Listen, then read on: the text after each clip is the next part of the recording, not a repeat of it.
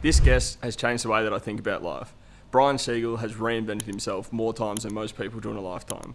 He's gone from corporate America, teaching in Korea, hosting TEDx events, and now he teaches entrepreneurs worldwide. If you ever feel stuck or scared to take the leap, this conversation will show you what's possible when you start saying yes. Let's go. Yeah, Brian Siegal. Can you explain to me why someone would want to reinvent their life? They wouldn't. They wouldn't? Yeah, no. Thanks for listening, everyone. Done. Why someone would want to reinvent their life? For a lot of different reasons. If they felt like they've been stuck for a while, they feel like they're not moving at a speed they want to be, or they've been doing something that just doesn't light them up, that doesn't feel aligned anymore. Those are the big reasons I see when I'm working with people.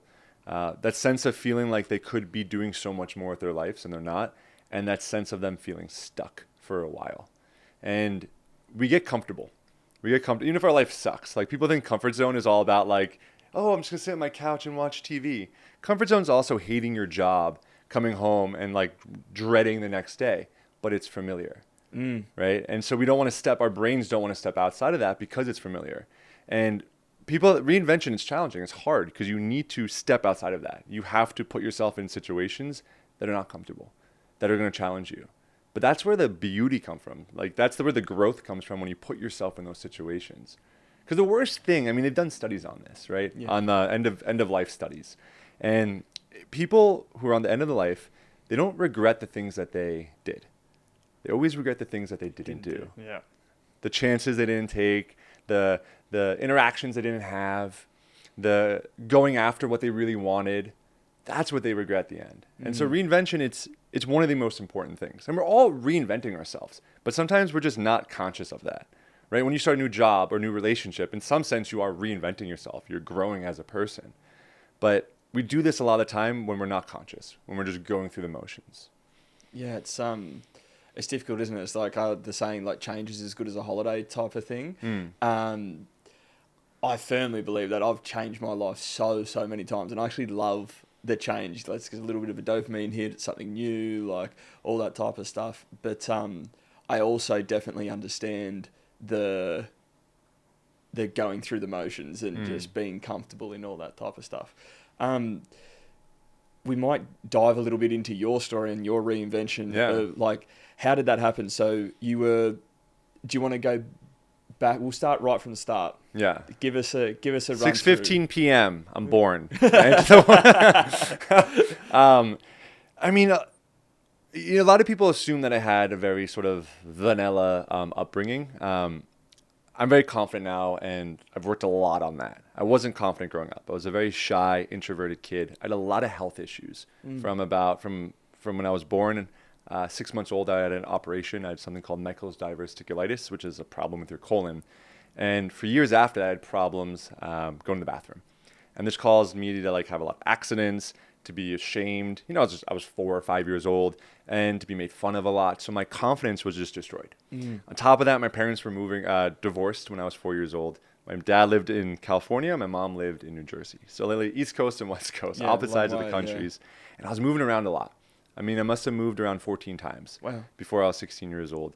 And that just made me sort of go through the motions, but also kind of like retract from life and kind of like take a seat back and not put myself out there. And that went on for a while. And it was really when I was about 16 that things started to slowly change, when I got into like personal development. I discovered Tony Robbins. Yeah. Never heard of him. I started listening to his tapes and watching like motivational videos on YouTube. And that started changing things. Slowly, very slowly initially, but I went from being very reserved to like, let me try things out and like talk to people and maybe like raise my hand in class more and express myself. And it was a slow journey, but I started doing that and I started putting myself out there more. And that kind of opened this catalyst. Once I graduated from university, or actually at university, I studied abroad in England. I did 6 months abroad, and that was my first time really living abroad. And being abroad and being in different cultures and being like, this is so cool. Yeah. And at the time in university, I was studying psychology and anthropology.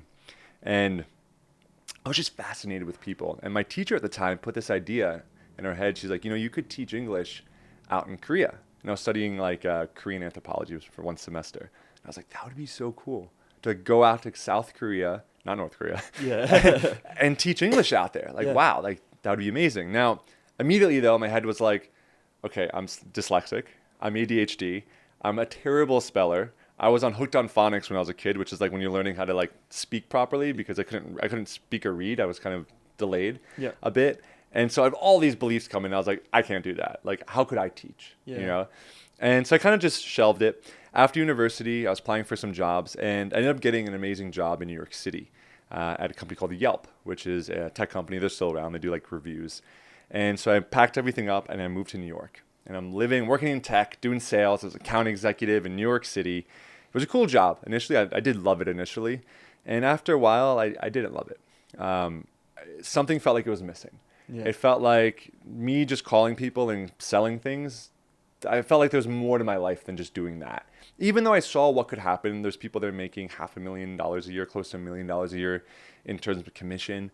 And like, I don't know, just something about that. Yes, obviously making money is great, but that wasn't motivating me enough. I wanted something more. And then I remember my boss at the time, love the guy, but he showed us this video of your life in marbles. Yeah. And the guy takes a bucket and he pours the marbles in this video on the floor. And there's like 100 marbles there. And he scoops away this many marbles. And he's like, this is how much time you'll spend showering, shaving. Scoops up another bit of marbles. He's like, this is how much time you'll spend talking to friends. This is how much time you spend at work. And then when you get down to it, you have like 3 marbles left. He's like, this is your free time. How are you going to spend it? Mm. And the purpose of them showing us this was for us to be motivated to sell more. Right? And I just remember watching that being like, man, I don't want to sell. Like, I want to go do something with my life. Like, what? And then like that feeling was coming up that I was out of alignment with my life. But again, I just sort of buried it down. Yeah. I didn't think much of it. Few months after that, maybe about a year and a half, working there at Yelp, I was at Cat's Deli one day with my ex-girlfriend now, but girlfriend at the time, at Cat's Deli, which is this famous, like, I don't know if you've heard of it. It's like this famous, like, pastrami sandwich place in New York. It's really good. Yeah. I actually haven't been back since that happened.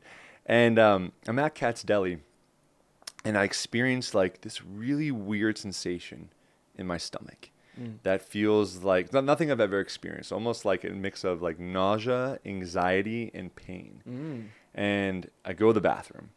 And there's blood that's coming out. I'm like, what the fuck is this? Like, this is not normal. And I'm like freaking out a bit. I'm like, maybe it's like a bad stomach bug or something.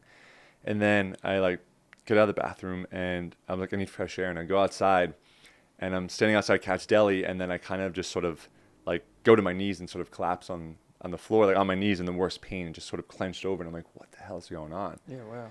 I spend the next couple months trying to figure out what that was, going to different doctors, and all these doctors are kind of like, one doctor's like, oh, you're drinking too much soda. And another doctor's like, oh, stop eating bread. Another one's like, you have anxiety, see a therapist. I'm like, I don't feel like maybe I do and all this childhood stuff, but like, I don't feel like I have anxiety. And one doctor's like, yeah, I think we need to do a colonoscopy. I'm like, well, what is that? They're like, we're going to put a hose up here. Oh. Okay. All right. And I do that. And my entire colon is covered in ulcers. Yeah, wow. And she basically, I get diagnosed with ulcerative colitis, which is an autoimmune disorder. And it means your body basically attacks itself. And so I spend the next couple months on steroid medication, on mesalamine, which is a drug that helps sort of manage the colon from attacking itself. And I'm on all these medications. And I kind of made a promise to myself. And I was like, if I get better, I'm going to go do that thing that I was thinking about doing in college. I was too scared to do. Like, oh God, if I like mess up teaching English, I was like, you know what? Like that close to feeling like you're going to die in your 20s, I was like, screw it. And so I applied for the jobs and I got this job in South Korea and then I moved out there. Nice. And that was the hardest thing I ever did because I got rid of my apartment, broke up with my girlfriend, not because of that. We were already kind of on the down end. And I bought a one-way ticket to South Korea. Amazing. Yeah. And that started this insane 5-year journey of growth, which I want to get into. Yeah, for sure. That's pretty crazy. Do you think that it was because of the colonoscopy and all that type of stuff that, like all that kind of near death, or maybe not near death, but like getting through that, you were like, there's so much more to life. Like, I think that was the catalyst for me to really take action. Yeah. I think there wasn't enough like pressure per se. And that was sort of like oh wow, like we're not going to live forever. Yeah. I was already feeling out of alignment for a while. I was already feeling like I wanted to do something more with my life. So those feelings were already there. This was just sort of the breaking point, I think. And I think because I've already started doing a little bit of work with like listening to these like motivational things and working on my belief system and just introduced to that whole world of coaching, that I started to like ask myself these questions, these really powerful questions, which I think I would have never done before. I would have just gone better and then stayed put in America. But it was a combination of those moments. And I always say this to my clients, you don't need to have a breakdown to have a breakthrough. Yeah. You don't have to get to that point when you're collapsed on the floor to be like, okay, you know what? I need to do something else. Ideally, you start addressing that when you're having those thoughts initially, when you're feeling like something's off. That's actually when you want to start looking at things, not when you're rock bottom. But for me, it took rock bottom because I didn't have that lesson. Yeah, exactly. Some people it takes a lot, I think, to really get to that point, like because you're so stuck in the motions and like I say this a lot, but the Groundhog Day of it, like you just wake up, go to work, come home, do your stuff, like it's just a super common theme, and it's everyone is so comfortable in their own little bubble doing their own thing, and they've got all their own problems, and you know that's totally fine for everyone to like feel like that and have their bubble and be safe and comfortable in there. But I was very similar. Like I had a near-death experience as well that was absolutely wild. I actually haven't spoken about it at all on here, and I might leave it for another time. But yeah, it took for that to happen for me to be like, ugh, I've got to do something. Like there's so much more, and I think it's so unfortunate. I really, really want to get across to so many people, and it's one of the main reasons why I'm doing this podcast, is that, you know, to hear stories like this and all the other stories that have been on before, that we're all just normal people. We're all pretty much doing the exact same thing because that's how we get taught to do it. We get taught to go to school, get a job, you know, go work at Yelp and try and get the $500,000 commission a year or whatever it is, because that's the goal, and that's how you get status and that's how you get all these things. But to really be able to live, I guess, or my definition of living, someone's might be different, but I just feel like you got to get out there and you got to do stuff. And it's kind of like you dropping everything to go to Korea to teach. So I get to Korea, starting this whole new life, move into my apartment. First time living in a 1-bedroom apartment, because up to that point I had roommates in New York. Apartments are really small in Korea. Yeah, right. Like, the bathroom, I had to like duck my head to get in. But it was really cool. It was a really cool experience. I lived right outside of Seoul. Yeah. In this place called Migang. And my school was like an after school. So kids would go here to learn English after they finished their normal schools. So it was like from 2 to 8 p.m. or something. Yeah, right.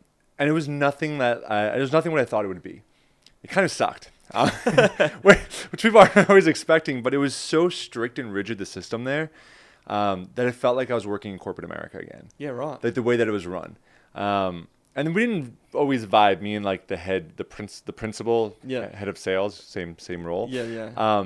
And she brought my co-teacher in, my Korean teacher, because we would have a co-teacher in, and she was like just yelling at her and like just made her cry. And so I was like, okay, this is wrong. So I wanted to speak to her. I was like, hey, I saw that, Ming came out and she was like really upset. She was in tears. And I heard you kind of yelling, like, maybe we could talk about ways of communicating that could be like inclusive. And she's like, this is not your country. I will talk to people how I want. I was like, okay, fair enough, I guess. Yeah, buckle up. But it was a bit of a toxic environment, and it was very like stressful. And I didn't enjoy it. And after 6 months, my family had booked flights to come visit me. And 3 weeks before they're due to come, the same principal is like, a more senior teacher needs time off, so we have to cancel your request that you put in 6 months ago that we approved. We have to unapprove it. Yeah, right. And I was like, oh, well, they're coming, and like we're going to Japan, like we have all these things coming up, and they're like, oh, too bad. And I was like, okay, well, I'm not going to like not go. Like, you've already agreed to it. And they're like, well, then you'll have to quit. And I was like, then I'll have to quit. Yeah. So like I left after 6 months, and then backpacked around Asia for a bit. This is 2015. Yeah. Found my way into Vietnam. And when I got to Vietnam, I didn't have much money left. I had like, I think I backpacked for 6 months. We actually, I met these guys in Thailand. I went to Japan, and then I get a message from them like, hey, we want to ride motorbikes across Vietnam. Are you in? And I'm like, are you thinking summer? Are you thinking early next year? And they're like, no, bro, like next week. So I was like, okay. Yeah. Let's do it. Fuck it. You know, like old Brian would not say this, but like, let's do it. So we Yeah. buy motorbikes. I fly to Saigon. We buy motorbikes and we drive along the Ho Chi Minh Trail for about a month. Going through all the different small cities, the back alleys, up the mountains, and all the way up to Hanoi. And then I get to Hanoi, and I only have like $1,000 left in the bank account at this point. And obviously the teaching English there is like a bit of the wild, wild west. There's a lot of these English jobs, and a lot of these random jobs. And I'm looking on the Facebook groups, right? And I see like there's a teachers in Hanoi thing, and someone posts they need someone to be Santa Claus for Christmas. And I'm like, and they paid like $200. And I'm like, well, that's pretty good. Yeah. So I messaged them. I was like, hey, I'm available. I'm 6'5". I think I can play the part. Yeah. And like, great. So I met up with this lady and then dressed up as Santa Claus. And it was like for all these kids for a function. It was like a really good cause. Yeah. And it paid. And she's like, hey, I love your energy. And you said you used to teach English. Do you want to work at my school? And I was like, sure, but I don't know how long I can commit for. And then I started working at her school. Next thing you know, I'm teaching English. Yeah. And then that becomes the catalyst for everything else. So Vietnam is probably where the most growth happens. Okay. Initially. I get into coaching there. I end up hiring a coach and join this program, which is like it's a 4-month introspective program to get to know yourself better. It was my first time doing anything really like that. Besides just listening to those tapes, this was like an active working with several different coaches in Vietnam. And the coaches themselves were from Europe, and it's a program called Nomads. And so I'm doing this whole program, learning more about myself and like really enjoying it, really loving this process of like how powerful a question can be, what that can lead to. Same time, back on Facebook, I see another post. Improv comedy class. I'm like, oh, I would love to do that, but like me, I can't do that. That old story comes in. Yeah. I'm not funny. I can't be on stage. Like, oh my God, no way. And then I was like, whatever. If it sucks, I'll just leave. Yeah. And so like I somehow bypass that old programming. I show up and end up enjoying it. I wasn't that great initially. I end up enjoying it and I get really involved in it. I'm showing up to every single class. Eventually we do a show and then performing in front of people and I'm like profusely sweating, like just giggly, sort of like nervously talking like, hey guys, yes. And like, I was pretty bad at it. Yeah. And then I kept showing up and I started getting better and I started getting a little bit better. And then the main teacher, so there's one teacher, a Vietnamese guy and this guy from the Middle East. And the guy from the Middle East, he's like, I need to go back. And then the Vietnamese guy's like, Brian, you've taught English for a while at this point. You're pretty good at it. How about you teach? And again, I was like, me? Like, no, I can't, like, I'm not qualified for this. He's like, well, if you don't teach it, then it's just going to die out. I was like, Shit. Geez, yeah, all right. Yeah. Yes, and. Yeah. And that decision changed everything. Nice. Because that same guy, he was a very yes and guy. Like, I'll have, like, these crazy ideas, and I would pitch it to Long, and if you're listening to this, Long, thank you, because you changed the course of my life by just, like, yes-ending all my crazy ideas. Yeah. I'd be like, I want to launch a public speaking class. He's like, yo, what are you thinking? I was like, okay, we do this. We use tools from Improv, ba-da-ba-da-ba-ba-ba. And then literally like 2 days later, he's like, the website's up. What website? For the public speaking class. What? Yeah, created it. And next thing you know, we're teaching public speaking. And then at this point, I'm doing improv now for about a year. I'm really good at it. I'm really confident. I'm teaching classes. The classes are growing. We're expanding. We get into doing team building events. What is just fun, playful improv turns into more using improv for communication, using improv for confidence, using improv for mindset. So I wasn't calling myself a coach yet. I was still calling myself a teacher, but I was using all these tools because I was seeing just how much it helps people break out of their comfort zone. We get stuck in a certain way of being and speaking, and hello, hi, nice to meet you, or we're too shy to talk to someone, or maybe it's a business interview and you don't want to like show up fully. And it's just so how powerful this tool can be to help people break down those barriers. Next thing you know, we're just yes-ing each other. He's like, I want to organize a TEDx event. And I'm like, let's do it. And so we put together and we organized the largest TEDx event in Hanoi at the time, 350 people. I am organizing, hosting the event, and performing improv comedy and coaching the speakers on how to give talks. Now, at that point, I hadn't given any TED Talks. And so I bought the book, the TEDx book, and I'm reading it, like how to do it. And I would sit with these speakers. I'd be like, how do you feel the intro's coming across? Like, how do you, I'm just asking them questions, right? And then they're reflecting on that, and then they're going and improving it. So again, I'm seeing how powerful these questions can be. And we ended up, we got this crazy idea. We're like, hey, you know the movie King Kong Skull Island?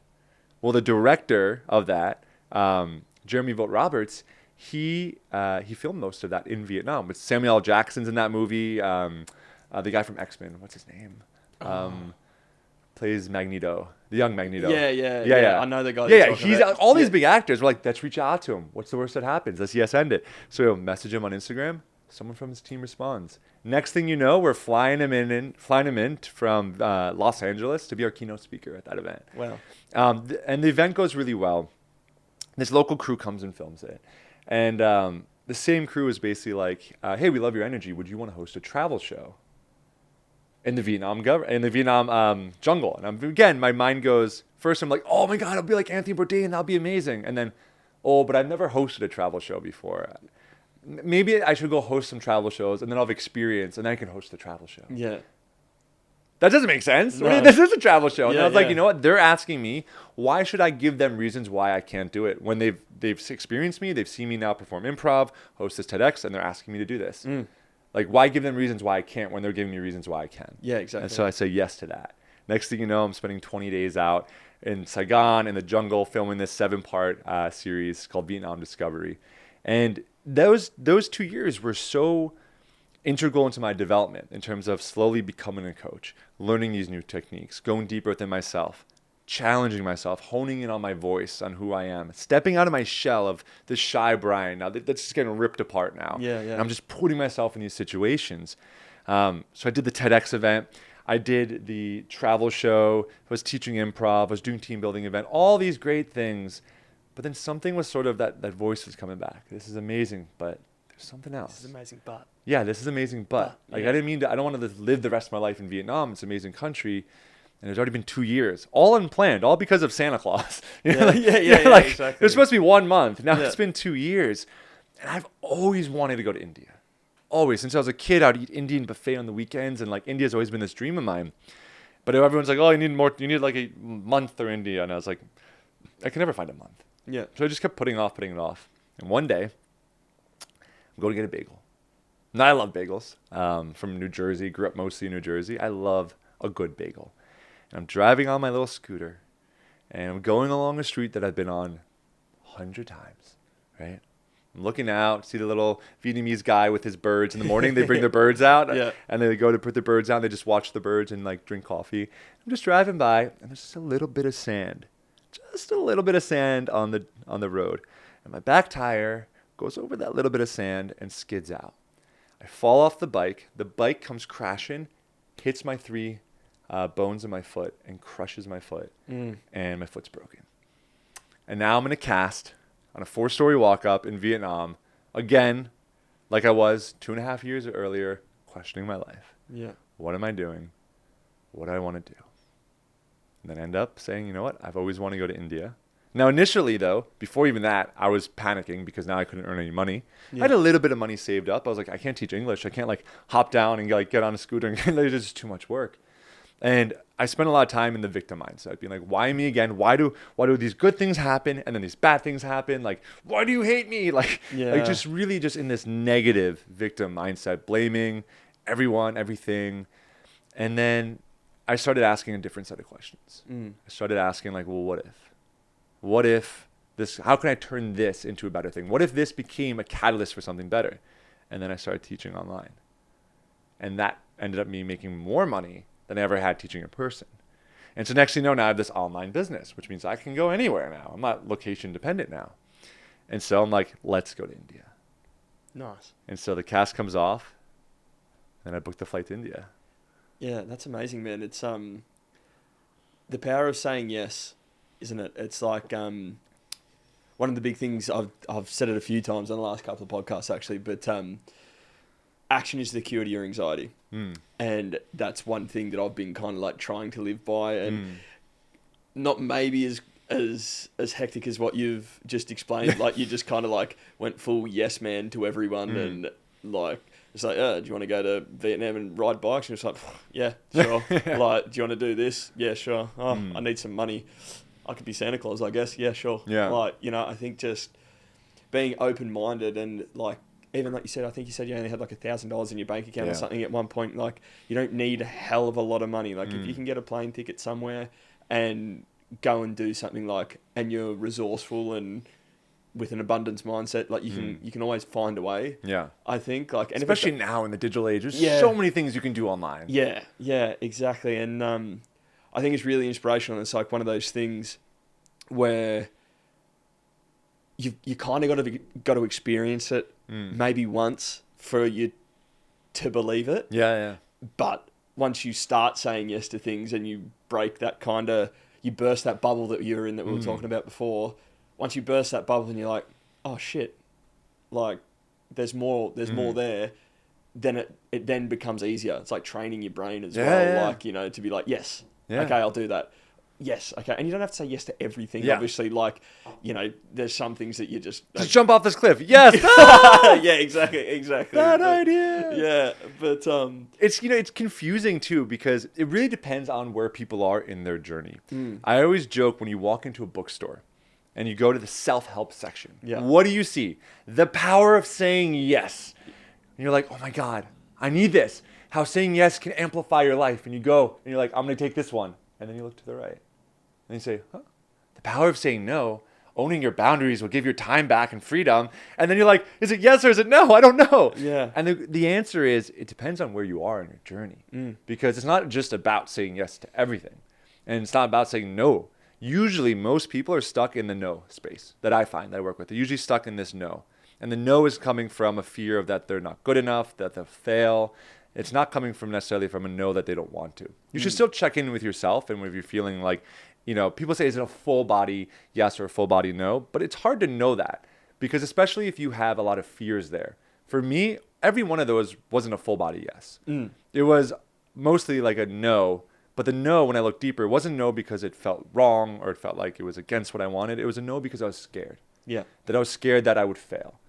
And that I would come home, back to America, be like, all right, give me my corporate job back. Like, but you can always do that, though. You can always do that. That's the thing. Yeah. Like, yeah. That's like my mum and dad, bless them, love them to pieces. They always say, like, you've always got a home with them type of thing. Like, they're like, you can come home whenever you want and all that type of stuff. And back in the day, I was like, oh, that just means if I move out of home and live with my friends for a bit and then get pissed every weekend for 6 months and then have no money left and don't have enough money to live out of home, then I can just move home with them. But I think it means so much more in the sense of, like, I can go and do what I want and be who I want to be, or do whatever. And if I ever get stuck, then I've always got my family behind me. Then, you know, I can always go home to them. And now I know not everybody has that luxury like what I do, but I always feel like wherever you're from or whatever you're doing, even if you've got the slightest doubt about going and doing something or trying something or saying yes to something, that you can always go back to what feels comfortable and what feels normal. Yeah. Like, you can go and fail. It's fine. Learning is failing type of thing. And like, look exactly what happened to you. The story you just told us was just, had $1,000, went to Vietnam, I did this, I did that. I went and tried a job in South Korea and it was shit and I hated it. But like, I tried it, and realistically, you didn't go back to your job after that. You ended up traveling a little bit because you saved a bit of money. Like, your whole mindset just changes. Like, and it's not in an instant though. No, it's not in an instant. It takes a little while, but you know, after you're in Korea for 6 months, you're like, oh, probably I don't really want to go back. Yeah. Like, I want to find a way, and I think that happens. Like, once you kind of jump that fence and you see the dystopia or whatever's going on the other side. I'm not even sure if that's the right word. Utopia. Whatever the nice one is. Yeah. You know, Utopia, yeah. Greener pastures on the other side of the fence. You're just kind of like, yeah, shit, I want to stay over here. Yeah. I want to stay over here. I don't want to go back. Yeah. So, and so much of it comes too from like building confidence within yourself. Because like you're saying, you always have that home to go back to. And obviously, yes, that is a luxury depending on the situation. But one thing that you can also build is having yourself to go back to and building trust in yourself that if this does fail, I can do something else. And really having that shift is what changed a lot for me. Is that, okay, maybe the teaching wouldn't work out. Or we even got what happens in India, which is insane. But but when these things don't work out, you can always go back. And one thing I've learned from my own journey of being an entrepreneur and being a coach for the last 5 years is that failure is not a what if. It's almost guaranteed going to happen in your journey. It's how you deal with that failure that's going to determine your success. Do you view that as I'm a failure and I failed? Or do you view that as, oh, I just learned something. I just learned something not to do next time. Yeah. Right? And that mindset shift, and I'm sure most people have heard of it now, but growth mindset versus fixed mindset. Yeah. Right? Where do you operate? I had a call with someone recently, and they were telling me all these reasons why they can't get this next job in their career, and they're pretty established. And I just asked her, I was like, are you familiar with a growth or fixed mindset? And she's like, of course I am. Like, I've worked in HR for like 10 years. I'm like very senior. Like, I've done trainings on growth versus fixed. Like, I know what it is. Almost like I insulted her by asking the question. Yeah. And then I just said, great. How do you think you're operating about this situation right now? Yeah. Just turn it back on her. Yeah. And then she just went, oh, yeah. I'm operating from a fixed mindset. Yeah. I'm saying that the whole system's stacked against me and I'm too qualified to get all these jobs. And like that one little insight led her to realize, like, even though she knew all, and I always say this, information, it does not equal transformation. No. Just knowing a bunch of stuff. If it did, everyone would be like, we all have ChatGPT now and Google for years. That doesn't change people. I always, when I do my workshops, and I do workshops all over the world. Last year I did 5 countries, 15 workshops. And it doesn't matter if I'm in India, if I'm in Thailand or New York City, I ask the same question. And I say, who here has read Atomic Habits? Most people raise their hand. Yeah. And I say, great. Whose life was changed because of it? And almost everyone, but like 2 people, their hands go down. And I ask, why is that? Is it because the book is crap? No, the book is really good. Yeah. The book is solid. It is solid information. The problem is people do not follow through. They don't take consistent action. They don't take action because they have a belief system that doesn't support them. Right? I always look at it like this. Your thoughts influence your feelings, which influence your actions, which influence your beliefs. And it goes in this loop, right? And you need to start changing your beliefs, and then your thoughts start to change, and you're like, oh, I'm not someone, oh, that story Brian did, that's really cool for him, but I can't do that, right? That was me. I was that person. I was saying that about myself before any of this happened. Yeah. But when you start changing that, like, well, okay, maybe I can just, say you're trying to start a new job or you want to launch a business, right? And you're a new budding entrepreneur. Oh, I don't know all these systems and this and that. Okay, well, what if you did take a little bit of action, right? What would that look like? Okay, maybe I email a few people today. Okay, so you start emailing a few people. And then if one of those people says, yeah, I'd love to meet with you and talk about your idea. And so you're like, okay, but my idea is probably not that great. But then you meet with that person. And that person's like, this is not a bad idea. I'm going to invest in your business or whatever. Or I want to partner with you or I want to hire you, whatever the situation is. Then you're like, oh my God, someone wants to invest in me. Maybe my idea is good. And you're like, oh my God, maybe I can make this work. But then your brain will probably go, maybe you just got lucky. Maybe this was a one-off. So you're like, no, I need 2 people now. If 2 happens then. So slowly your beliefs start to change and then your actions start to change. And the more you take action, then the more that your thoughts change and your belief change and you start to become that person. I didn't, we started this conversation talking about reinvention. All these steps, when I started it, when I was at Yelp, I had imposter syndrome. Yeah. I was like, who am I? Like, I'm dyslexic. Like, like I'm typing up reports. Even today, there's so many grammatical errors. And like when I'm messaging people and I just don't see it. Oh, yeah. I just don't see it. And all these doubts and fears, like when I was like, I'm going to become a teacher. But how can I do that? I'm dyslexic. I can't even spell. And then, okay, now I'm going to launch a TEDx event. Who am I to be doing that? I'm only 20s. And every time I did these things, I had some hiccups in between. It wasn't all straight smoothing, but I got better the more I did it. Before that TEDx event, I organized a bunch of, once we set the date for 6 months, I started organizing a bunch of small events almost every week. TEDx meetups. We did something called Pecha Kucha nights. So I was honing on those skills to get better and better and better. But reinvention, you're going to feel that sense of imposter syndrome. Most people do. I work with a lot of high net worth individuals that are multimillionaires. And I also work with people that are just starting off in their entrepreneurial journey. And it affects everyone, imposter syndrome, right? Feeling like you're not good enough, or you're feeling like you have all this stuff, but then one area of your life is lacking.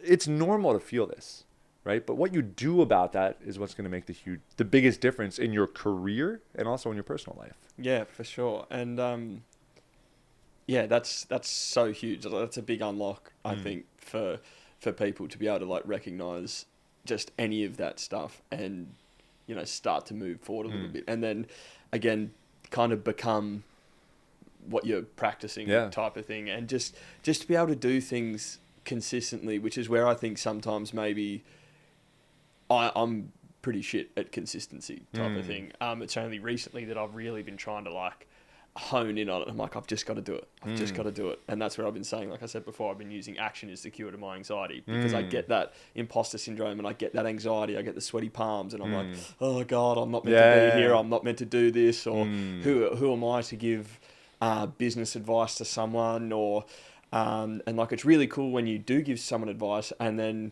they use your advice and it gets validated. But then it's like some people, even myself, I was still like, was that just luck? Like what you were saying before. And it's just, I don't know, it's super, super crazy. But where we were in your story was you'd broken your ankle. Yes. And you were just about to go to India. And this is like a secondary invention type of thing. Yeah. Like just from where I've been listening from the story. So the first time you went in, you had this big epiphany. You had the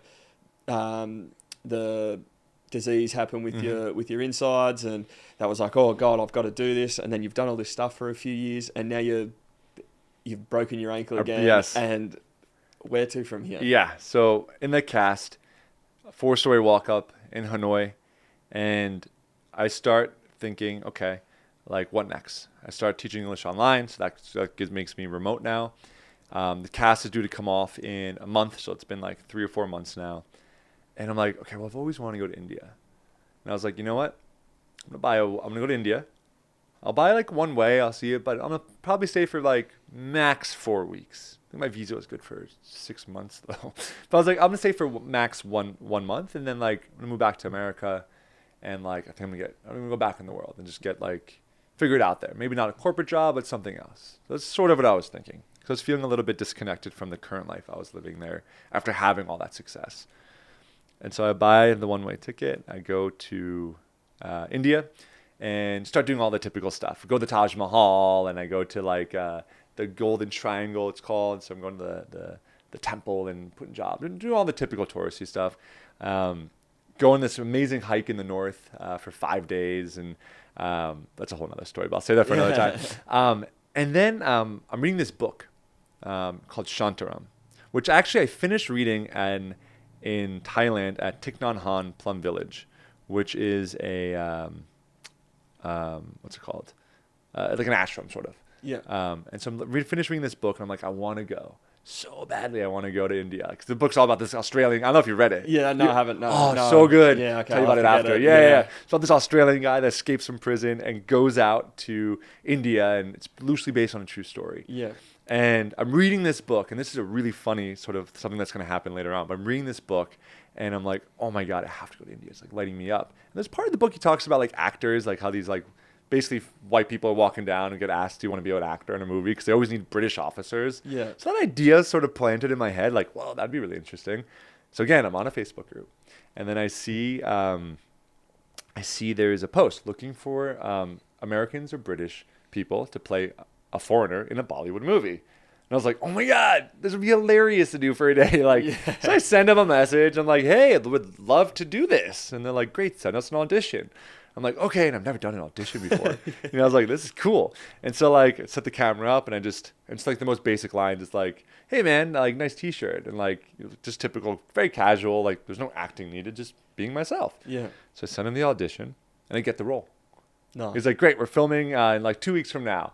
And I was like, awesome. So like show up on set. And I remember I was calling my mom at the time, and I'm like, I thought this would be like some student film sort of situation.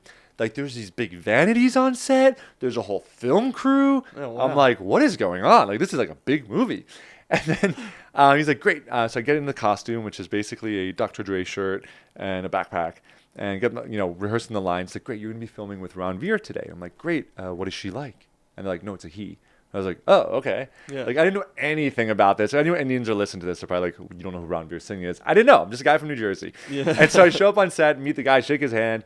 Like, hey, man, how long have you been acting for? He's like, oh, a while now. What about yourself? I was like, this is my first time, And we do the scene. Now, Ranveer Singh, he's one of the biggest Bollywood actors. Yeah, like, right. he's got millions of followers on Instagram. This movie's called Gully Boy. And it's about the underground rap culture in America. This is like 2017, or in India, sorry. Underground rap culture in India in 2017. And the movie turns out to be this massive hit. On set, I meet all these like Russians who are playing background. This is a whole market. There's all these Russians that live in India and just do background in Bollywood movies. Yeah, right. It's a whole thing you just never heard about. Strange. Yeah, because they're always doing these British officer movies. So they always need people to be British officers. Yeah. Because the British colonized India for 300 years. Ah. So there's all of these stories that they're telling when they need an evil British white guy, basically. Yeah. And I meet all these people on set, and this one guy's like, yeah, hello, please, you like acting, message this person. He gives you many jobs, this Russian guy. It's my terrible Russian accent. And so I get all these contacts. I start messaging people, and next thing you know, I'm getting all these acting jobs. And then I'm start acting. I'm like, oh, this is cool. Maybe I'll stay for a couple more months. That movie basically turns out to like change everything for me. It comes out, I think, like 8 months later. I'm still in India, acting now, doing all these acting jobs. And then I get offered like this Amazon show to do this scene and out for Inside Edge. And then next thing you know, I'm just acting crazy. So now I'm an English teacher. When I first get to India, I'm calling myself like an improv comedy instructor, facilitator / team building. I do corporate team building. Like I know what to call myself. And then I'm doing all this acting stuff. And I'm like, oh, I'm an actor, I guess. Like sort of living out my childhood fantasy. I was like, I guess I'm an actor now. That's wild, hey? And then that just keeps growing. And I ended up flying back to New York for a summer to do acting school so I can like get better skills, and coming back to India to do this big movie. Ended up shooting a movie with Priyanka Chopra for Netflix. I'm like, this is crazy. Like I'm like with Priyanka Chopra filming a scene. Like, and that just keeps accelerating. And then the opportunity comes to do theater. And like, I've never done theater before, but my friend Mark, who's starring in it, had to go back to the States for 2 months. He's like, can you take over? And I was like, sure. So I meet the director, who's like this famous director. She's done movies with Richard Gere, Yeah, right? And like, she's like, so what's your experience? I'm like, I've done a lot of improv, Yeah. like, which is made up. Improv comedy is made up. There's no lines that you're rehearsing. Yeah. And I read the script. She's like, do you like my energy? So she gave me the opportunity. And next thing you know, I'm doing theater at the Royal Opera House. But when I got that script, I was freaking out because I can't memorize lines. Yeah. And I was like, I'm not a main character. It wasn't a small scene. I play 4 characters. I'm playing this British guy. Then I have to run backstage, put on a fat suit. And then I'm playing this German director. And then I have to run backstage and put like a mustache on. And now I'm this other guy. So it's like 4 characters. And I'm freaking out. Every day and again, the belief system's coming in. Yeah. Why did I do this? I can't do this. I can't memorize things. Brian can't even. He's dyslexic. How am I going to memorize this? So I have my friend record the whole thing, and I listen to it on my iPad or my iPhone every single day. I'm just listening to it several times. All the lines, listening, practicing. And the show goes on almost perfectly.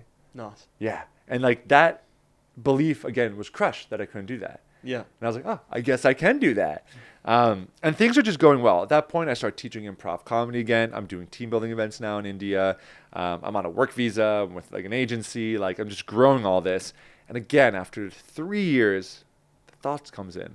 This is amazing. This is so cool. But I don't feel like my heart's in it anymore. I didn't really acting wasn't like my strongest dream. It sort of just fell into this. Did the travel show thing. Now I'm here. But I really love organizing events, and I really love working with people. I don't know what to do. I didn't know yet to become a coach. I was doing the team building events for companies. I'm teaching improv. I'm basically already doing coaching. But I just didn't know to call myself that. And then bam, pandemic hits. Oh. I get locked down in India. So I'm having all these thoughts already. I get locked down in India. And a few months later, I get evacuated out, get flown back to America. So I moved back to America for the first time. And I'm in Los Angeles. Decided to move back to LA after 10 years. And I was like, well, I've already been doing acting. So everything shut down initially, but then things start to slowly open up. And that was a whole nother, like, now what do I do with my life? And I was like, well, let me try doing acting out here. So like I call SAG, the union. I'm like, I'd like to join your union. And they're like, you need to have vouchers, like, and credits to do that in America. And I was like, oh, okay. So then I was like, how do you get those? They're like, well, you can do background, and then you can get them through background. And then once you do, I was like, great. So then I signed up for these background casting, and I started doing background work. And as I'm doing this, I'm like, well, I need to make money, and I don't want to get a full-time job. If I'm pursuing acting, I need to be flexible for auditions, because auditions can happen at any moment. Morning, afternoon, nighttime, like all of the time. And you get like sometimes 2 hours notice. Yeah, if you're lucky, you get 2 days. But usually it's like, hey, can you go at 3 p.m. today? And you can't be like, no, I'm at my office. So you can't get a job. So that means you either do restaurant work or you do something else like Uber Eats or Instacart. Yeah. And so I was like, all right, I'll do Uber Eats. And like initially I was like, I'm going to be an Uber Eats driver / Uber driver / Amazon delivery driver. And I was like, I have a college degree. I've worked in corporate America. Like, and now I'm going to go work for like no money, basically. But I was like, yeah, I'm going to do that for a bit. Why pursue acting? So I kind of pushed my ego down. And I was like, let me do this job. So next thing you know, I'm doing this job. And it was okay at first because I'd be like delivering someone's Uber Eats order. And then I get a message from my like manager, audition at 4 p.m. Great, go home, shower real fast, change, go do the audition, finish the audition, turn the app back on, go do some more deliveries, make some money. People were tipping really well initially because it was just when the pandemic was sort of like 8 months into it kind of thing. So we were still wearing masks. But people were like, you're my hero, $20. I was like, this is not bad. And I'm doing that for a while. And again, that feeling is still there, but I'm pushing it down where I'm like, I don't know if this feels aligned. I don't know if I want to be an actor. And I don't know if I want to deliver groceries the whole time. And about 1.5 years into doing that, I'm getting burnt out. I'm living this dream, which I thought I wanted. And that's another thing people don't talk about. People say like, go after it, don't quit. But actually, the dream you thought you wanted might not be your dream anymore. And you might still be putting your whole life to go after that dream, but you haven't really connected with yourself to see like, do you still want that? Is that in alignment? For me, it wasn't. And what happened, I was doing Amazon delivery. I was wearing like the stupid Amazon vest. Shouldn't say stupid. It was stupid. I was wearing the stupid Amazon vest. I went into Whole Foods, picked up the order, and the order was supposed to be like, I think it was $100 is what the app says. So how it works is you have an app, things pop up, and then you can like accept or decline it. Because you're technically a freelancer, you're not working for them. Gotcha. So you don't have any set hours. You choose your own hours. Yeah.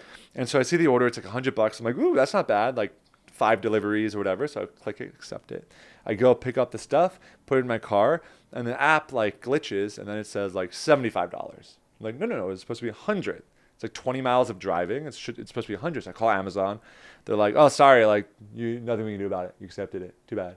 Like that was it. And I was like, no, it said 100. And they're like, no. I was like, I'm not going to drive 20 miles in like back-to-back rush hour traffic. That's going to take me 5 hours to deliver all the food. And for that works out to like $15. No, like that's not fair. Like agreed. It was just back and forth. Like, sorry, you accepted. Too bad. And then I kind of had a breakdown. Yeah. And I hung out with the guy, and I was literally like, I was like hitting the toilet paper that I had in the back that I was supposed to deliver. I was like, and I was like, I'm done. I am done. I don't want to do this anymore. Like, this is not worth trying to be an actor. My heart is not in it anymore. Like, I am done. And I have this breakdown. I don't think I've ever shared this story. And literally, I have this breakdown delivering these Amazon packages. And then a week later, a buddy calls me like, hey, my company's looking for people at teambuilding.com. And like, they love hiring like people that are actors or teachers. It's a bit hard to get hired here, but like, you should try. I was like, all right, whatever. So I send in my thing. I interview for it, end up getting it. So literally less than 3 months after that breakdown, I get hired, trained. I'm doing team building events now for places like Twitter, Microsoft, Spotify, a mix of online and in person. So I go from being a delivery driver to like 3 months later now I'm being flown in to do these events, and then I get Amazon. So then I get flown in to Seattle to do an event for Amazon, a team building event. Where 3 months earlier, I was working for Amazon at $20, not even $20 an hour, like $14 an hour. Yeah. And now I'm getting paid a lot of money to go deliver this event. And it was kind of like that moment was sort of like, when you get in alignment, that's where things start to change. Yeah. And now that led into me doing team building events for all these companies, and then slowly growing up, getting into one-to-one coaching, working with entrepreneurs, launching my own coaching business 5 years ago, and then fully being remote, and then moving back to Asia. And that's essentially what I've been doing now. Is I still do team building events, I do workshops, and I mainly do one-to-one coaching for entrepreneurs, professionals, and creatives. But it was that moment, not realizing like I wasn't in alignment anymore. And so many people don't do that. Right? They have a dream and they keep going after it, but they don't check in. And sometimes it is. Sometimes it's like, oh no, I do want this. And that's awesome. But sometimes it's not. Sometimes you just fall into something. Sometimes you think it's something. Now, granted, I had a lot of success in India, so I got to get really high up. That made me go, this isn't that cool. This is glamour and all this stuff. You're being flown around, but like, this isn't really what's lighting me up. And for me, the common thread in all of these stories was people. It was working with people, and it was overcoming beliefs that didn't empower me. And that sort of became the catalyst of my coaching. A lot of what I do, they call me like the breakthrough specialist, because I sit with someone and I figure out what lies are they telling themselves. Yeah. That's what it comes down to. Yeah, for sure. Here's all the reasons why I can't have the life I want, Brian. And I go, bullshit. Yeah. And ask him questions. A lot of what I do is not giving advice. I'm not like, here's the strategy. It's such a small percent. It's uncovering what are the stories that they've accepted as truths. What are the beliefs they think that are truths that are stopping them from living the life they want? 100%. And then course correcting. And then maybe a little bit of strategy gets sprinkled in. But that is the bulk of it. That's the bulk of what coaching is. Yeah, exactly. And then teaching is just teaching strategy. That's another thing, right? Yeah. So, yeah. Yeah, it's I love that though. Like you've done it kind of aligns with my story in a sense. Mine's not as wild or all over the world as what yours is, but I tried so many different things. I have had so many different jobs, and I think you'll agree with me here, and I think you're in a very similar position, is that everything that I did, I was good at. And I poured my heart and soul into it, and then it kind of got to a point where I'm like, this doesn't light me up anymore. I've got to go do something else. So I'd like chop and change jobs. Like my resume is probably, I've got my previous history or whatever it is, like previous work history or whatever is probably longer than my actual resume itself. You know what I mean? So it's one of those things where I think you've just got to try.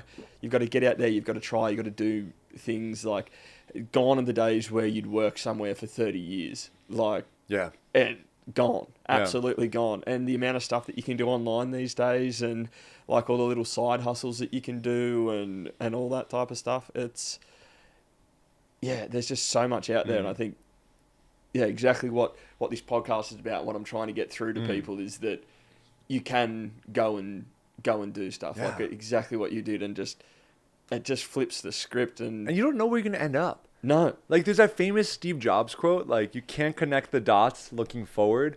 Only looking back can you see that they make sense, and you have to trust that something will work out. Yeah. Like if you look at my story, it can seem very like, ooh, I'm here, then I'm here. But all of those things is what's led me to be so successful as a coach today. Yeah. All those experiences. If I never learned improv comedy or put myself in these things and overcame this, I would not be a good coach. Yeah, exactly. And I bring all of that into my practice. And so when someone is trying to like think about like, well, how does this relate? Or how does doing this class? If you have an excitement about something, an interest, and it's not going to hurt anyone, like explore it. Yeah. Right? Like there's so many people that put themselves in this cage, and you don't know where taking that random class or like going on a hike or whatever can lead to. Starting that business. Maybe the business never takes off, but maybe you learn so much about yourself. Yeah. Right? Maybe you learn something that you love doing instead in the process of it. Yeah. And I think, like you said, like a lot of people, they don't give themselves that opportunity. They don't give themselves that chance to actually try and realize what their full potential is. Yeah, exactly. And it's, I can't think of anything better I can't think of anything better than what I've done in my life than traveling and putting myself out there and going and doing things like where I met you at a speaking event and a connection event type of thing, like an entrepreneur event. Yeah. Like, I really didn't want to go. I got stuck in traffic on this road that we're on right now. I got stuck in traffic. I was like 25 minutes late. Yeah. Like all the signs were like, no, like just turn around. Yeah. It's fine. And I was just like, nah, I've got to do it. Yeah. Like, I've got to do it. I've got to do it. I've got to go to these things. I've got to put myself out there. And then all of a sudden I found all these guests for my podcast. I've spoken to all these amazing people doing different things. I've got people who are following me and then recommending from the podcast and stuff like that. Like, it's awesome. Just putting yourself out there, just a tiny little bit can help so much. And it can be tricky too, because I love what you just said there, because so many people go, they're in the same situation as you. They're driving, there's all this traffic, they're going to be late, they don't have a chance to go home and change, whatever. And they're like, this is a sign the universe doesn't want me to go. Right? So many people do this. Yeah. And I'm like, maybe it is. Or, and this is a quote from Randy Posh, who amazing book and talk called The Last Lecture. He passed away. But he said, the brick walls are there to stop the people who don't want it bad enough. I love that. And I was like, oh, yeah. You know, like, you have to want it bad enough. It was that easy. Everyone would do it. Yeah, exactly. And so just like you, and I've had so many interests like that. Even that event, I was like, oh, when I signed up, I was like, why did I sign up? I just want to take a month off. Like, I've been traveling nonstop, doing workshops and talks all over the world. Like, I just want to chill. Why did I sign up for this? And then I did it. I told that story, the bagel story, which I never actually publicly told before. And I really enjoyed it. Yeah. And then I was like, I should have signed up for more things. Yeah. Because I'm leaving Bali in literally 72 hours. Yeah. And like, it is that. And that resistance is comfort zone. 100%. It's comfort zone most of the time, right? You got to check in with yourself and see what's in alignment. But a lot of the time, it's comfort zone. And that's the other thing too. One interaction can change the course of your life. Yeah. For me, it was meeting that guy Long in Vietnam, changed the course of my life. Yeah, literally changed the course. For you, even going to that event and you getting all these guests, you don't know what that leads to. No. I literally, like, I remember once I was having a conversation with someone, a coaching conversation. We call them like discovery calls. We're trying to figure out for a match. And I'm talking to this potential client, and I'm in a public setting. I asked her a few times. I was like, do you want to go somewhere more private? We're at a members club, so there's different floors you can go. She's like, no, this is fine. Like, I'm an open book. I was like, great, okay. And so we're talking, and like we're seeing how I can help her business. She's launching this new business from New York, and she's moving to India. And she ends up like, she ends up telling me this whole story, and I'm coaching her through this. And the person next to her was eavesdropping a bit, listening to it. And we finished the talk, and she's like, okay, let me think about if I can, do the coaching now. I was like, yeah, take your time, no rush. And we get up to stand up, and the lady next to her goes, excuse me, sorry to interrupt, but I overheard that whole conversation. I want to hire you. Can we set up a meeting? And then the lady next to her was mortified that she overheard the whole conversation. And I was like, yeah, let's do it. The first lady, we didn't end up working together yet. It's going to happen in a few months. Yeah. The lady that overheard signed up the next day. Wow. I'm still working with her now. Yeah. Since last year. And like stories like that one thing. And like with her, she's launching this new business, her second business now. And even her, so many of my clients inspire me.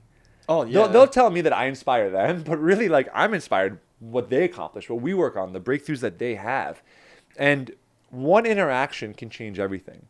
Like for her, like we met, I've been coaching her. She's taken different action. That different action's turned into her launching a new business. That new business is going to affect so many people. And it just like trickles down. Like you starting this podcast, you don't know who you're going to meet. One person can be listening to this podcast who's sitting in their basement, like vaping with like cheeseburger in this hand, vape in this hand, Netflix in the background, just casually watching this, and they go, huh. And the next thing you know, they're like doing something amazing with their life. That used to be me. That used to be you? Yeah, just about. Oh, I love that. You know what I mean? Like, what year are we in now? 2025. Like, I actually had a story 1 year ago type of thing pop up on my thing, and it was the first time I come to Bali, and I was just like, I've got to make a story about that today. Yeah. Like, it's been 1 year and how much my life has changed because probably, I don't know, maybe a month prior to that, I was doing exactly what you were doing. I was sitting on my computer, not in a dungeon, but like in the corner of my lounge room in Queensland, just playing video games all day type of thing. And there wasn't much to life. Like I was literally just Discord with the boys, playing computer games and vaping, sitting at the tail, and then just cooking food when I was hungry type of thing, or ordering Uber Eats. And then now I'm here, I've got a podcast talking to incredible people like you and all the other people I've had on before. And it's just drastic how much it can change in a year. And 1 year. Just so much things you can try. When you take a little bit of action, So much control. I always say I love, what's the phrase you said about action earlier? Action is the cure to my anxiety. Action is the cure to your anxiety. I love that. I say something similar to all my clients. I say action is the currency of your dreams. Same message. Yeah. Right? Action, because otherwise we're just overthinking things. What if it works? What if it doesn't work? But when you take action, that's really when everything changes. Yeah. And people think you can't go from like that to this. You can. We're both examples of that. Yeah. Like, yes, my story's not like this. It's more like do do do do do do. You know, like you can go from low points to high points. Yeah, for sure. And it's about how you address those low points. And also it's about looking in the mirror, figuratively and literally. Yeah. Like you were sitting on vaping when I was doing Uber Eats, like that wasn't, after a year, that was not in alignment. Yeah. Right? I was doing the same thing. I'd go work all day, drive around, occasionally have an audition. Next thing you know, I'm like dreading the auditions. I was like, I don't feel like doing this. And I'm like, well, why am I doing Uber Eats if I don't even want to do the acting stuff? Yeah. Same thing, like sitting there vaping, like watching TV all day, like just sort of like, and then I became this version. And then one day I was like, what am I doing? Yeah. Like wake up call. And for anyone I think that's listening, like where you are now doesn't mean where you need to be in a year from now. Like you're under no obligation to have the same shitty life every single day. You can start small. You don't have to go travel to a different country. You don't have to even leave your job. You can start so small and looking at your life and just asking yourself, what do you like about yourself? What would you like to change? Right? I always ask clients, if I could wave a magic wand, what would you change about your business, your relationship, your life right now? Yeah. And then we use that sort of as the compass of like, how do we actually go ahead and change that? Why do you want to change that? And so many people, it's that they don't like some aspect of their life and they keep just reinforcing this story. My job sucks. Yeah, I hate my job. My job sucks. I can't start a business. I can't do this. I can't find a good relationship. And they just keep telling you that. Hi, nice to meet you. My job sucks and I can't find a good relationship. Yeah, They're exactly. like giving out this energy to every new person. And it's like, at some point, you need to stop being in a victim mindset. Yeah. And you need to get out of that. And you need to get out of that. You need to do a lot of work. It's not easy. I've been there myself. It is not easy. But when you start to get out of there, that's when everything changes. Because if you showed up to that event and you just said like, hey, I'm just a loser who vapes all day and like plays video games. Yeah. Want to call my podcast? Yeah, people You're be like, I don't know. Yeah, no, I don't think so, right? Yeah. But you didn't show up with that energy. You showed up with curiosity. You showed up with like interest, right? You're putting yourself out there and people are like, oh, cool. And then I'm watching some of your clips. I'm like, oh, this is a cool podcast. Yeah. And so you're not under any obligation to keep living out that story. Yeah, exactly. You can change at any moment. I don't care. I have clients my oldest client currently is 57 years old. Yeah. 57 years old. Currently reinventing. Yeah, currently reinventing, literally, like launching a whole new business aspect at 57 and super excited and just like in alignment now and like feeling really good. And this is leading to all these other opportunities and creative projects. There's no time limit. Your brain, one thing that used to be said a lot was that your brain stops developing at 25. Yeah. That's not true. Your brain is fully formed at 25, but your brain has something called neuroplasticity, which means that new experiences change your brain, the structure of it, how everything, the neurons are all connected. When you have a new experience or what is a breakthrough, a breakthrough is just an insight about your life. A breakthrough is realizing you've been operating a certain way that you don't need to operate anymore. That's really what a breakthrough is. Yeah, for sure. And like you can change and grow at any age. Yes, it gets harder over time. You know, they did you see that study they did recently where they took a bunch of senior citizens and they put them in a home. They took away all of the mirrors. They couldn't see themselves. They put up pictures and frames of them and when they were in their like prime, so between like 30 and 45. And so the only pictures of like these 20 people and they're living in this house and they hired all these young nurses, right? And they dressed the nurses up like it was like the 1970s or something. Yeah. And they just lived there and they measured their like level of their cognitive function, their attention, the level of happiness, their depression, all these different aspects. And after just like a month of living this environment where and the music was popular songs from their time. Yeah. Okay. So not like weird disco, like electronic, dubstep, whatever's happening these days. Like it was music from their times, people dressed like their times, and their brains started to change. They actually did studies on this. Amazing. And they started having more energy, feeling more confident, feeling more optimistic. They did like learning tests. They were able to solve problems faster. That's insane. Just by changing the environment. Because that changes their mindset. 100%. And like that just shows, and these are senior citizens, people in like their 80s, because usually what happens is people just kind of like get in their like 70s and 80s and they're like retire and they're like, I'll just watch the news and fill myself with fear and anxiety and then die. Like that's what most people do, right? And like you can reinvent yourself at any age. Changing your environment is huge, but this internal environment is the biggest thing you can change. 100%. And that's when you work on your beliefs and you work on your thoughts and you work on what's possible for you.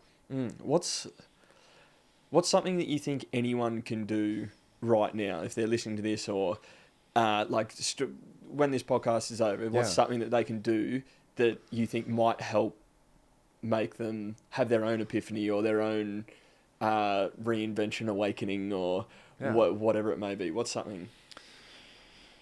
What I would say is grab a journal. The easiest, quickest way would be to grab a journal and write down where in your life you feel like you're stuck or not happy. I feel like I don't love my job. And ask yourself, why? I don't like my job. Okay, why? I feel like I'm just doing work that doesn't excite me. Okay, well, why are you doing work that doesn't excite you? So you ask why 5 times. Keep going layer deeper, and layer deeper. Because it pays my bills. Why do you feel that you can't get another job that would pay your bills that you like? Well, it's really hard right now in the market. Okay. Yeah. Okay. Is that true? That it's so hard that no one's going to get a good job now? No, that's not true. Right? We know that in the pandemic, there's so many millionaires that were created from it. Yeah. Okay. So you keep asking yourself why, whatever the first question is, and you just keep on going a little bit deeper 5 times, and then you'll usually get down to a core feeling, which is the reason that you're doing this is because there's a fear there, or you think it'll give you something like a sense of comfort, a sense of safety, a sense of predictability, right? There's usually a reason, a core reason why you're doing that, or a fear. And figuring out if it's a fear, what the reason is, that can help you take another form of aligned action. Because I had a client that worked at a company for 5 years doing marketing, and he never asked for a raise because he was scared that if he did, he would get fired. Yeah. And I was like, well, why would they fire? But he was getting so angry that he's been there so long, he's doing so much work. And one thing we helped him realize is that he never asked for a raise. Yeah. And then he realized, well, why he didn't ask for a raise is because he was scared to get fired. And I was like, okay, what is the worst? Let's just say you did get fired, right? What's the worst that would happen? Like, do you think you're living? He was living with his mom at the time. Yeah. And he's like, well, I guess I could find another job. So, okay, worst case, if they fired you for some reason, which why would they do that? They would just say no, right? Yeah. Like, or like maybe next year things are tight. And for him, it was confidence and belief in himself. But when he ended up asking for a raise, he got 25% more raise. That's huge. Yeah, they're like, okay, and you end up getting a better office. Yeah. And like from this, he's like, well, they were like, yeah, sure. And also like, John or whatever is moving out. Like, do you want to move up to that office? It's slightly bigger. And he's like, cool. All from just putting himself and asking. But all that it wasn't about just asking for a raise. It was a fear that if he asked for a raise, he'd get fired. If he got fired, he'd have no money. If he had no money, how could he pay his bills? Yeah. So for him, he equated asking for a raise to not being able to pay his bills in his mind, subconsciously. Yeah. That's So like the complete opposite. The complete opposite, literally. Yeah. But our minds create these stories, right? Yeah. These beliefs. So for anyone listening, what I would say to do is start with a journal, right? If you don't have access to a therapist, a coach, another great tool is sitting in silence. Yeah. I've done like 5 silent retreats at this point. Not saying you have to do that, but that gives you a lot of clarity. Yeah, super interesting. But literally just sitting down with a pen and paper and asking yourself these sort of questions. Why do I feel stuck? And what's going to happen, because this always happens in my clients, is I go, okay, why do you feel stuck in your business right now? I don't know. This is the number one thing everyone says. I don't know. Yeah. That's just a reaction. That's like if you touch the stove and it's hot. Yeah. And they go, and I always say the same thing. If you did know, what would it be? Yeah. And they go, I don't know. I guess it's because I feel like no one wants to buy my offer. Okay, well, why do you feel like no one wants to buy your offer? And then then we just go, I don't know. Okay, but if you did know, well, I think it's, and so you keep asking these questions because the brain's going to try to protect itself. When you're doing this assignment, you're going to protect yourself. Yeah. And it's hard to do this on your own because it's sort of like if you're a heart surgeon and you have a heart attack, You're not going to be like, I'll operate on myself. Oh, Yeah. no. You're going to hire another surgeon. I'm a coach. I'm the surgeon for people. I help them sort of figure out what's blocking them, what's holding them back. I also have a coach. I literally just hired a coach yesterday, another coach. Yeah. I'm constantly working with coaches because I have my own blocks. I have my own belief systems that I need a third party to look at. Yeah. So I would say start with that, though. Start with doing that work, the little work of journaling and asking yourself the real questions, the questions you're avoiding, the things that when you always are just saying, I don't know about, and see where that takes you. See where that takes you and ask yourself, if it did work out, if I was guaranteed the business would work out or the relationship would work out or whatever it is, what would that look like? Because most people don't even allow themselves to dream. They don't. They just get stuck in a cycle and they don't even allow themselves to see what's possible. And so the brain just keeps reliving out the same thing. Most people have the same thoughts every single day. We don't realize it, but we do the same things, have the same thoughts, and we're on autopilot. Like when you're driving home and you go, whoa, that was fast. How did I get home so fast? Yeah, We've all had those moments. Most people are doing that through their life. Yeah. And so when we allow ourselves to A, go deep and ask ourselves these questions, and B, start to visualize. Visualization is huge. We don't have time to go to it today, but it's huge, huge, huge. Something I do with all my clients. When you start to visualize and see your life or what could be possible, your brain doesn't know the difference between what's real and what's not real, right? So when you start to visualize, you start releasing those sort of chemicals, those sort of hormones. A great example is, can I use this as an example? Go for it. All right, I want you to close your eyes. Let's go. Okay, I want you to hold out your left hand. Left Or right hand. Sorry, Right. The other hand. That'll be easier. Right hand. Yeah, right hand. Yeah. Turn it the other way. And I want you to imagine for a second that you're holding a freshly cut lemon. Okay? So you're holding this lemon. Give it some weight. Actually give it a squeeze, right? Feel those juices sort of starting to like flow a bit on your hand. Yeah. Now slowly bring it up and just smell it. Smell that lemon, and maybe it reminds you of a lemonade or fresh lime soda or lemon some zest. And I want you now to open your mouth and actually imagine you putting the lemon in your mouth and chew slowly on it. Chew really slowly on it and really allow your mouth to pucker, to sour. Maybe it brings memories of a different lemon that you ate, lemon candy or sour candy. And really feel. Yeah. Now take a breath in. Exhale. Put your hand down. Open your eyes. Did you taste the lemon? Yeah, I did. You did? Yeah. Was the lemon real? No. No. It's all in the mind, eh? So your mind perceives it as being real. Yeah. Your body had a reaction. Your mouth was salivating a bit. Yeah, it was right? so strange. Yeah. And you're like, it's not even real. Yeah, I've But never done that before either. You've never done that Just before. No, Amazing. I've never done it yet, Now, so. when I do this in all my workshops, just to explain it, because some people are like, yeah, visualization, heard that one before. But they've done studies on this, and they took a group of people, and they had them visualize, like, working out, and they had another group actually lift, and a group do nothing. Now, the group that actually lifted, the results were obviously the best, because they're literally actually lifting. Yeah. But the group that did nothing versus the group that visualized, the group that visualized had, like measurable, not just like measurable difference in muscle growth just by visualizing this. And we've heard Olympic athletes do this. We've heard that top business people visualize big stakeholder meetings, right? And that little example just shows you when you rehearse the life you want or an outcome going well, your body has this reaction. Now, at the very least, you're going to be reducing your stress, your cortisol hormone that gets released when we're stressed, which most of us are in almost every day, right? And it's going to calm you down. And when you're in a state like this, you're more open to things, right? Now you call it manifesting, call it whatever you want, but you're more open to things. Your energy shifts, right? So when you're visualizing yourself, if you have a big speech or a big podcast or a big interview or a big job or a first date, whatever it is, and you visualize it going really well, your body releases those hormones, those chemicals, the dopamine that makes you feel good about it. And you're rehearsing it. And then you're more open, you're more smooth, you're like, hey, yeah, let's talk, let's do this. And then that's going to lead to more opportunities than if you show up to that job interview or whatever it is, that big high-stake negotiation, and you're like, tense, right? Yeah. It's going to change the outcome of it. For sure. So those would be the two big things I would say. Visualize on what you want. If you're procrastinating, you don't have to go big with this either. If you're like someone who procrastinates a lot, visualize yourself just doing the task. If you're like, oh, I don't want to send that email, or oh, I have to do this editing, or whatever it is, just visualize yourself doing that task. And then saying, what's the smallest step we can do? Smallest step we can do. And then you do that small little step. When I have a new client, they have these big goals. They're like, I want to make $1 million this year, or I want to launch this business, or I want to I want to launch a book, or I want to work on my self-esteem, or I want to work on my confidence, or public, whatever they were looking to work on. I always go, okay, let's break it down. Let's pretend this was exercise. If they're like, I want to like put on muscle, I'll be like, can you commit to doing 5 minutes of walking a day? What, Brian? That's ridiculous. No, let's do an hour.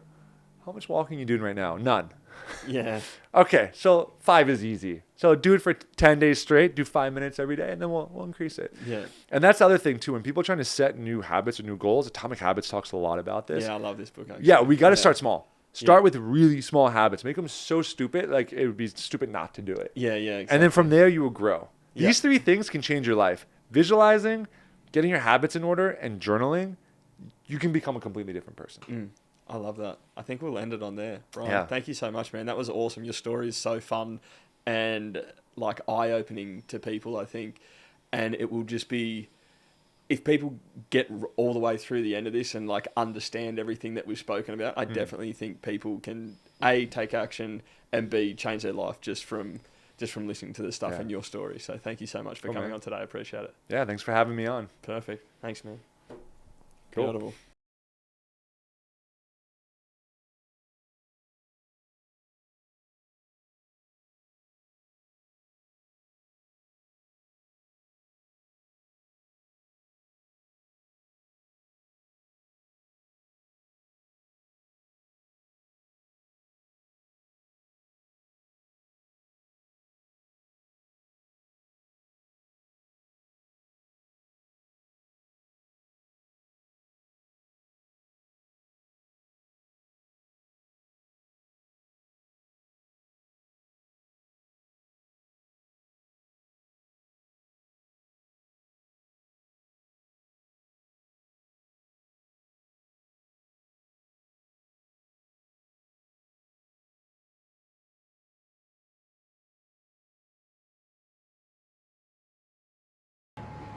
Like you get into a flat, and that's what I really like. Like I was speaking